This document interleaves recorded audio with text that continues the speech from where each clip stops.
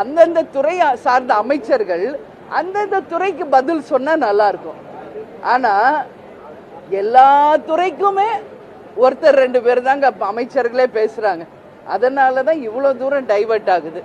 உதாரணத்துக்கு சொல்ல போனா விளையாட்டுத்துறை அமைச்சர் ஆதவ் அர்ஜுன், அவர் விளையாட்டுத்துறையை மட்டும் பேசினா மற்ற அமைச்சர்களுக்கு வாய்ப்பு கிடைக்கும், நம்ம ஃபாஸ்டா முடிக்கலாம். ஆனா எல்லா பிரச்சனைக்கும் ஆதவ் அர்ஜுன் தான் பதில் சொல்றாரு. இன்னைக்கு எதை பத்தி சொன்னாலும் அவரே பாதி நேரம் அவரே பேசுறதுனாலதான் சப்ஜெக்டும் டைவர்ட் ஆகுது, டைமும் ரொம்ப வலிக்குது. இதுதான் உண்மை நிலை. இதை நான் அமைச்சர்ட்டையும் நான் நேரா பார்க்கிற போது நான் சொல்லுவேன்.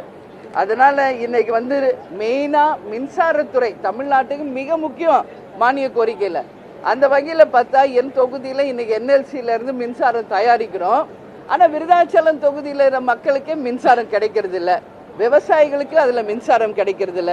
அதனால உடனடியாக நிச்சயமாக அந்த NLCல இருந்து வருகின்ற அந்த மின்சாரம் தொகுதி மக்களுக்கும் விவசாயத்திற்கும் நிச்சயம் கிடைக்கணும்ன்றது என்னுடைய கோரிக்கை. அது மட்டும் இல்லை, இன்னைக்கு மின்சார பற்றாக்குறை இருக்கு. இன்னொரு பக்கம் பார்த்தா மின் கட்டண உயர்வு ஒரு பக்கம். முதலமைச்சர் தன்னுடைய முதல் கையெழுத்திலே 200 யூனிட் ஃப்ரீன்னு சொன்னாரு. ஆனா சொன்னாரே ஒழிய இன்னைக்கு வரைக்கும் மின்சார கட்டணம் உயர்ந்துகிட்டு தான் போயிட்டு இருக்கு. இன்னொரு பக்கம் மின்சார வெட்டு. ஸோ இதெல்லாம் சரி செய்து மீண்டும் மின்மிகை மாநிலமாக தமிழ்நாடு கொண்டு வர வேண்டியது மின்சாரத்துறை அமைச்சரின் கடமை, முதலமைச்சரின் கடமை என்பதை இந்த நேரத்தில் நான் சொல்கிறேன். அது மட்டும் இல்லை, இன்னைக்கு பார்த்தோம்னா இளைஞர்களுக்கு யாருக்கும் வேலையே இல்லை. அதனாலதான் இன்னைக்கு மது போதைக்கு அடிமையாகி சட்டம் ஒழுங்கு சீரழிவு வருது.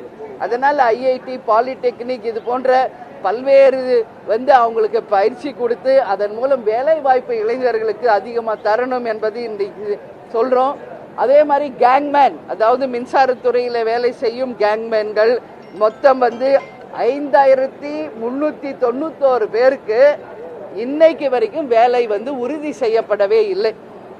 ஸோ இதெல்லாம் நாங்க பேசணும்னு நினைக்கிறோம், பட் வாய்ப்பு கிடைக்க மாட்டேங்குது. ஏன்னா வேற வேற டைவர்ஷன் நிறைய இருக்கு. ஸோ கேங்மேன் அப்படிங்கிறவங்க எவ்வளோ நாள் ஆர்ப்பாட்டம் போராட்டம் பண்றாங்க, அவங்களுடைய கோரிக்கையை இன்னைக்கு சபையில் பேசுவதற்கு டைம் கிடைக்கலைங்க. அதனால பிரஸ் கிட்ட நான் பேச வேண்டிய ஒரு சுச்சுவேஷன். அதனால அந்த கேங்மேனுக்கு 5391 பேருக்கு அரசு உடனடியாக வேலை வாய்ப்பை கொடுக்க வேண்டும் என்று கேட்டுக்கொள்கிறேன். அதே மாதிரி அப்ரெண்டிஸ் அப்படின்னு சொல்லுவோம், அவங்களுக்குமே 2000 பேர் 3000 பேருக்கு வேலையே இல்லைங்க இன்னைக்கு வரைக்கும். அவங்களாம் என்ன படிச்சிருக்காங்க தெரியுங்களா? BE படிச்சிருக்காங்க, கிராஜுவேட் பண்ணியிருக்காங்க. ஆனா இன்னைக்கு வரைக்கும் அவங்க காத்திருப்பு பட்டியலில் தான் இருக்காங்களே ஒழிய அவங்களுக்கான வேலை வாய்ப்பு உறுதி செய்யப்படவில்லை. இதெல்லாம் அரசு கவனத்தில் கொண்டு முதலில் இளைஞர்களுக்கு வேலை வாய்ப்பு தரணும். இளைஞர்களால தான் நாங்கள்லாம் இளைஞர்கள் என்று சொல்லும் இந்த அரசு இளைஞர்களுக்கு வேலை வாய்ப்புக்கு முன்னுரிமை கொடுக்க வேண்டும் என்பதை இந்த நேரத்தில் சொல்றேன். அதே மாதிரி இன்னைக்கு நம்ம பார்த்தோம்னா அடுத்த விஷயம், இப்போ என் தொகுதியில் எடுத்துக்கிட்டா இன்னைக்கு சட்டம் ஒழுங்கு சட்டத்தை பத்தி பேசணும். என் தொகுதியிலேயே பார்த்தா 8 கோர்ட் இருக்கு. ஆனா எந்த ஃபெசிலிட்டியுமே கிடையாது அந்த கோர்ட்ல. இட வசதி இல்லை, தண்ணி வசதி இல்லை, கழிப்பட வசதி இல்லை, பில்டிங் எல்லாம் அந்த காலத்து பில்டிங்கு இப்படி இருக்கு. அதனாலதான் நான் தொடர்ந்து விருதாச்சலத்தை மாவட்டமாக அறிவிக்க வேண்டும் அப்படின்னு நான் கேட்கிறேன்.